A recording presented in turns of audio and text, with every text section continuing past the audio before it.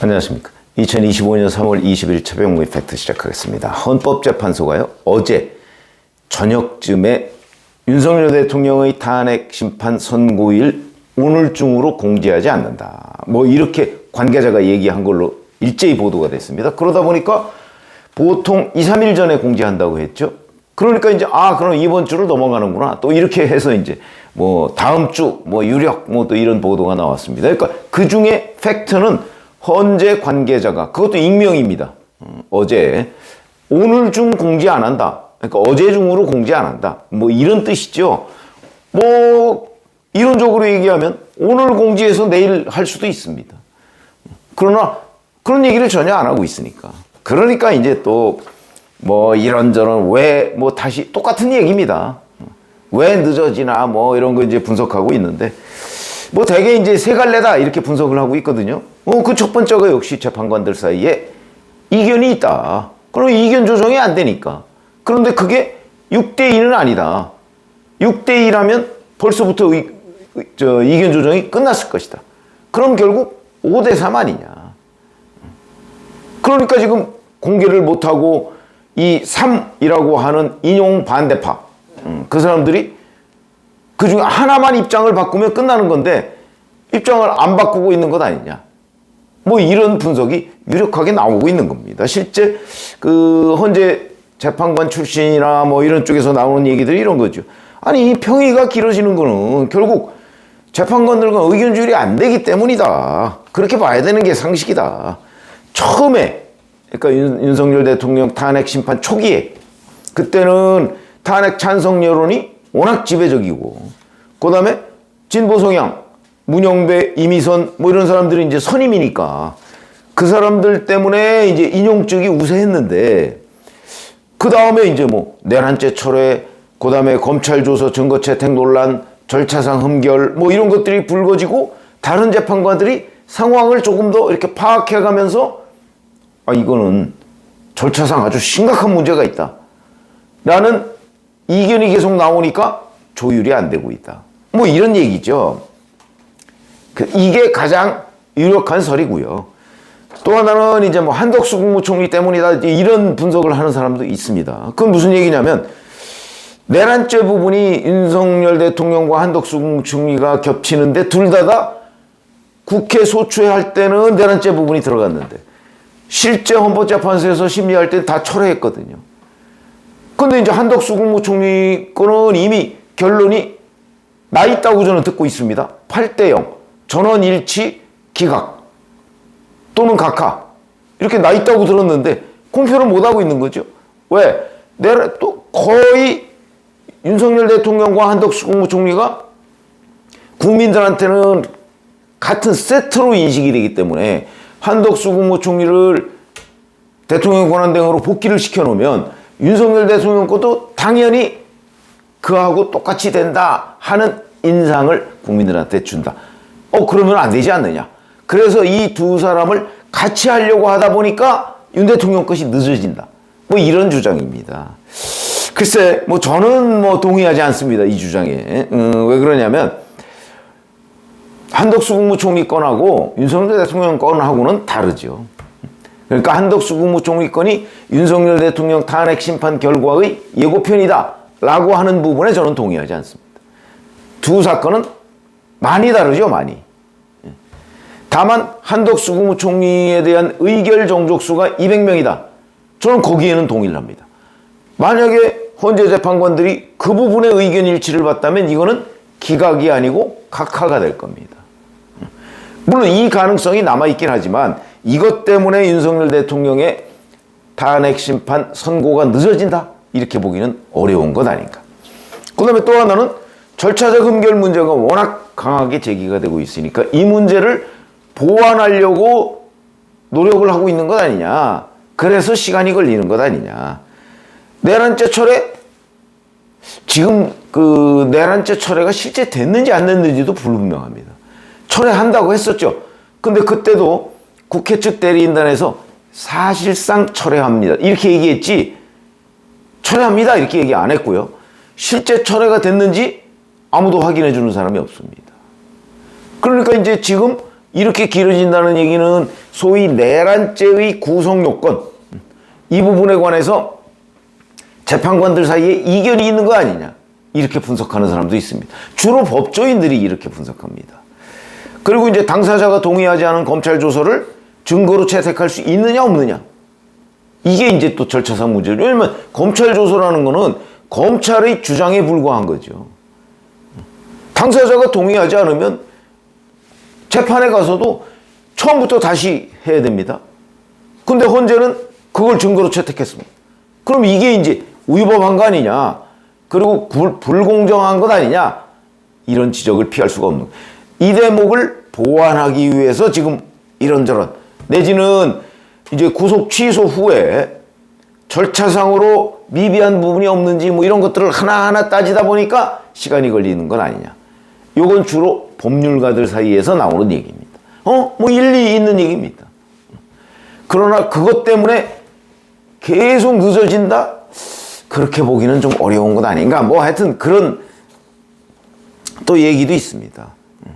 근데 어찌됐든 간에 최근 민주당 쪽에서 마은혁 헌법재판관 후보자를 임명하라 그러면서 심지어는 이재명 대표가 직접 최상목 그 대통령 권한대행한테 몸조심하라고까지 얘기를 하는 상황이면 결국 5명 아니냐, 인용파가 뭐 이런 얘기를 할 수가 있는 건 아닌가 싶고요. 자, 그런데 어제가 이제 박찬대 민주당 원내대표가 최상목 권한대행한테 19일까지 임명하라고 한 그 시한입니다. 어제 그냥 지났죠.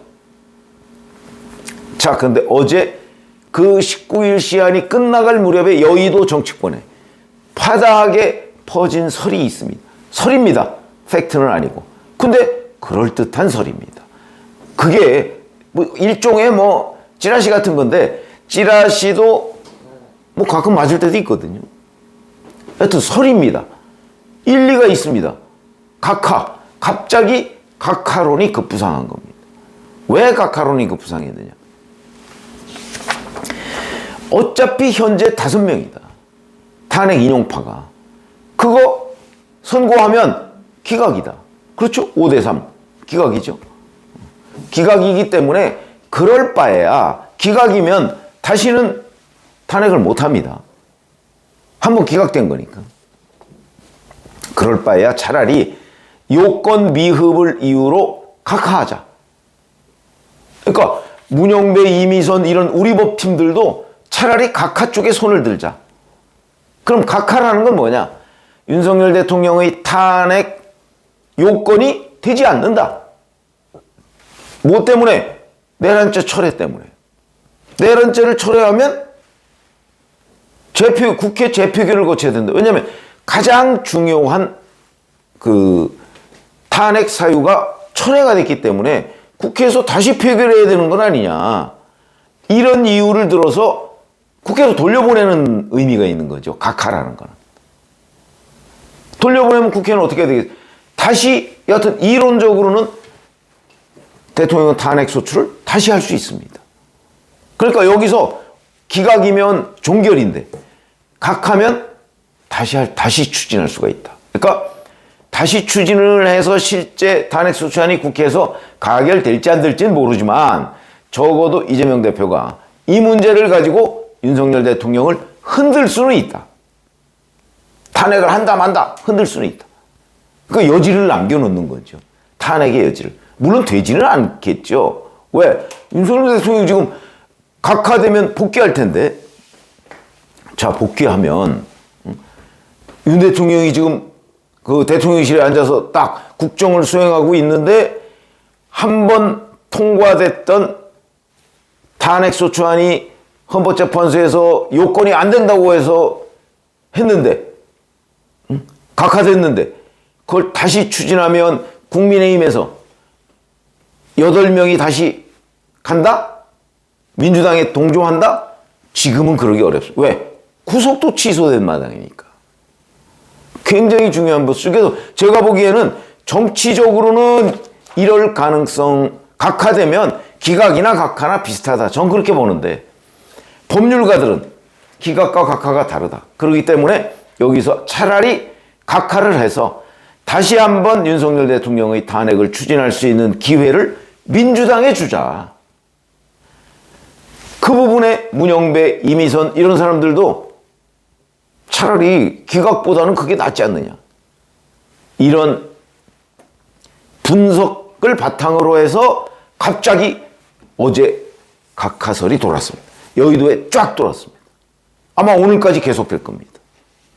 그럼 정말 맞느냐? 저는 일리는 있다고 생각하는데 그건 이제 문영배, 이미선 이런 우리 법팀이 약간 면피작전이죠. 지금 어차피 안 되니까. 그러니까 자기들도 차라리 각하로 돌아서서 이재명 대표한테 한 번 더 기회를 주자. 탄핵 기회를. 이제 이런 그 근거를 기반으로 해서 각하설이 쫙 어제부터 돌기 시작했는데 알 수가 없죠. 그 부분은 알 수가 없습니다. 정확하게. 정말 그런 건지 아니면 누군가가 퍼뜨린 건지. 그러니까 팩트는 아니다 이 말이죠. 팩트 여부를 확인해야 될 내용입니다. 그걸 누가 알 수 있겠습니까? 그러나 어쨌든 어제 여의도에 어제부터 파다하게 지금 퍼져 있는 설이다. 저는 가능할 수는 있다 이렇게 판단을 합니다. 그런 얘기가. 그러나 정치적으로 보면 그거나 기각이나 큰 차이가 없다 이렇게 보기 때문에 아마 이재명 대표는 어찌됐든 최상목 대행을 압박해서 망은혁을 임명하도록 하려고 조금 더 압박을 가할 거라고 저는 생각합니다. 최종적으로 안 된다. 이렇게 되면 고려해봄직하죠. 그거는 흔들기용이지 실제 재탄핵이 될 가능성은 없다. 흔들기용 오로지. 그거는 최후의 카드로 그걸 뽑아들 수는 있겠다. 그때까지는 헌재가 결정을 안 하고 미루고 있는 거죠. 다음 주 당연히 안 되죠. 저는 그렇게 판단하고 있습니다. 근데 여하튼 각하설이 갑자기 나왔다. 일리는 있다. 그래서 그것도 함께 이제 변수 중에 하나로 우리가 따져야 된다 하는 거고요. 자, 저는 그 각하설보다는 오히려 제가 뭐 한두 차례 말씀을 드린 적이 있었죠. 아마 변론 재개 같은 걸 통해서 절차적 흠결을 보완하는 형식으로 계속 미루는 거. 그래서 윤석열 대통령의 직무정지 상태를 문영배, 이미선 퇴임할 때까지 유지하는 거. 굉장히 정략적이죠. 아마 그 부분을 더 우선 고려하고 있지 않을까. 그러려면 지금부터 거의 며칠입니까? 한 25일 뭐 거의 한 달 가까이 미뤄야, 계속 지금 같은 상태로 미뤄야 되거든요. 민망하죠. 속이 뻔히 들여다 보이는데. 그러니까 중간에 이제 뭐 직권으로 변론 재개 뭐 이런 거를 해서 이제 마치 뭔가를 이렇게 자꾸 보완하려고 하는 듯한 쇼를 할 가능성. 오히려 그 가능성이 더 높지 않나. 저는 개인적으로 그렇게 보고 있는데 여하튼 어제부터 이 설이 각하설이 퍼진 거는 사실이다. 그래서 오늘이 이제 목요일인데 뭐 이렇게 되면 뭐 다음 주로 저는 뭐 4월로 쭉 넘어간다 이렇게 이제 말씀을 드렸죠. 그러면 3월 26일 서울고등법원의 그 이재명 대표 선거법 2심 판결이 있죠. 뭐 이것도 만만치 않다는 지금 설이 돌고 있습니다. 뭐 이재명 대표 쪽에서 뭐 작업을 해놨다는 설까지 지금 돌고 있습니다. 뭐 그렇게 믿고 싶지 않은데 어쨌든 왜냐하면 법관들이 그렇게 늘 작업에 의해서 판결을 뒤집는다? 정말 비극이죠. 생각하기도 싫은. 근데 그런 일들이 또 벌어지고 있다는 설, 이것도 설입니다. 퍼져 있습니다. 그 또한. 한번 결과를 보고, 왜냐면 저는 2심에서 특히 백현동 같은 경우는 알아서 하세요. 이재명 성남시장께서 알아서 하세요. 라는 공문이 있지 않습니까? 지금 그걸 협박이라고 이재명 대표가 주장하고 있는 거기 때문에 천하에 그걸 협박이라고 생각하는 사람은 삼척동자도 없을 겁니다.